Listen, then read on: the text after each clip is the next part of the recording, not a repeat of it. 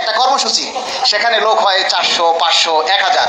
তো সরকার ভাবতেছে যারা আসতেছে দাবি আদায় করার জন্য রাস্তায়, এরা ছাড়া বাকি সবাই বড় লোক, তো এদেরকে সন্তুষ্ট করার জন্য 15% বিশেষ ভাতা দিছে, এটাই যথেষ্ট।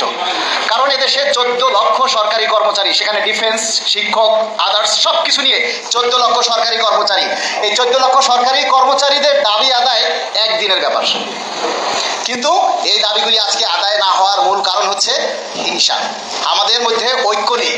আমাদের দাবি আদায় না হওয়ার জন্য সরকারের কোনো দোষ নেই, দোষ আমাদের। আমরা আদায় করতে পারি না, আমরা সরকারকে বোঝাতে পারি না। কিভাবে বোঝাবেন? এক জায়গায় আপনি প্রোগ্রাম দিলে সেখানে 100-200 উপরে লোক আসে না। আজকে যখন খায়রুন নাহার আপা এই গত পরশুদিন থেকে ফেসবুকে চিঠি দেওয়া শুরু করছে, বিভিন্ন সংগঠনের প্রেসিডেন্ট সেক্রেটারির নামে চিঠি দিচ্ছে, তখনই আমি বুঝছি যে আপা চিঠি দিচ্ছেন কিন্তু কেউ আসবে না।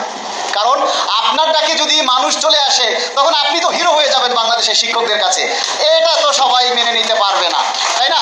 আজকে লিপি আপার ডাকে আমি এই আপনার মত বিনিময়ে সবাই যাব, এটা কোনো কথা নাকি? লিপি আপা নেতা হয়ে যাবে, আমি হলাম বড় নেতা। নেতা হতে হলে আপনাকে যেখানে ডাকবে সেখানে যেতে হবে।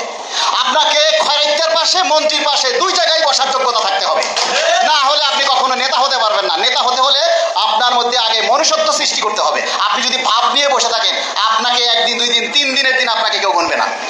আপনারা মনে করেন যে আমরা বিভিন্ন সংগঠন করি, প্রেসিডেন্ট সেক্রেটারি হয়ে 4-5 জন নিয়ে একটা আন্দোলন দিলেই দাবি আদায় হয়ে যাবে।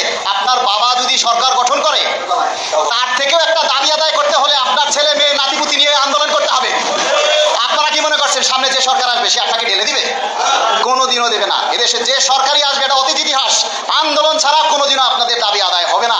তাই আমি আপনাদেরকে আজকে বলে যাব, সারা বাংলাদেশের 14 লক্ষ কর্মচারী যে যে প্রতিষ্ঠানে আছেন, আপনারা হিংসা বিদ্বেষ ভুলে আসুন আমরা সবাই একই পতাকা তলে ঐক্য করে তুলি।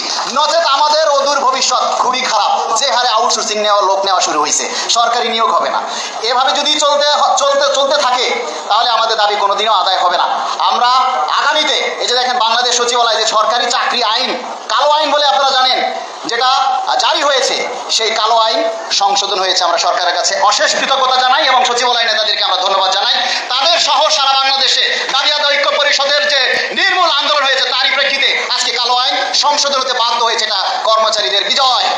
আমরা সরকারকে ধন্যবাদ জানাই। এর সাথে আগামী যে নবম পে স্কেল, এই নবম পে স্কেলের দাবিতে আপনারা সবাই ঐক্যবদ্ধভাবে আগামী যে কর্মসূচি আসবে সেখানে আপনারা দলমত নির্বিশেষে সবাই উপস্থিত থাকবেন। কারণ এটা যদি আপনারা করতে না পারেন তাহলে আমাদের দাবি কোনোদিনই আদায় হবে না। 300 টাকা যাতায়াত ভাতা পান, 200 টাকা টিফিন ভাতা পান, এই জিনিসগুলি যদি চলতে থাকে তাহলে শিক্ষকরা তো প্রাইভেট পড়াবেই, কোচিং করাবেই। এখানে দোষের কিছু নেই। এই জিনিস থেকে সবাইকে উত্তরণ করতে হলে সবাইকে ঐক্য করতে হবে। আপনারা, আমি শুধু একটা কথা বলে যাই, আজকে মোয়াজ্জেম হোসেন, শাহিন ভাই এবং খায়রুন নাহার লিপির বলিষ্ঠ নেতৃত্বে যদি আপনারা এভাবে নেতৃত্ব দিয়ে যান, দেখবেন এক সময় প্রাথমিক শিক্ষকরা আপনাদের ছায়াতলে আসতে বাধ্য হবে। ধন্যবাদ সবাইকে।